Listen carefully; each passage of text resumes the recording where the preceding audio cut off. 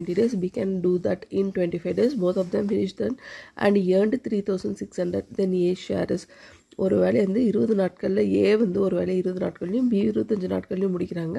ரெண்டு பேரும் சேர்ந்து 3600 ஈட்டுறாங்க அப்படின்னா தொகையோட ஏவோட பங்கு என்னன்னு கேட்குறாங்க. ஏ வந்து ஒரு ஒர்க்கை 20 டேஸில் முடிக்கிறாங்க இல்லையா, ஸோ அப்போ ஏ ஈக்குவல் டு 1/20 எடுத்துக்கிறோம்.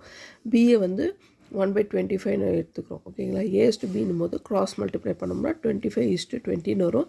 ரெண்டுத்தையுமே வந்து என்ன பண்ணலாம், 5 டேபிளில் அடிக்கலாம். அடிக்கும்போது நமக்கு 5:4 கிடைக்குது. அப்போ ஏவோட ஷேர் என்ன அப்படிங்கிறதுக்காக 5xன்னு எடுத்துக்கலாம், பி வந்து 4xன்னு எடுத்துக்கலாம். அப்போ 5 + 4 எவ்வளோ, 9x. 9x is equal to 3600. அப்போ x இஸ் ஈக்குவல் டுன்னும் போது இதை நம்ம என்ன பண்ணலாம், 9 டேபிள் அடிக்கும்போது நமக்கு 400ன்னு கிடைச்சது.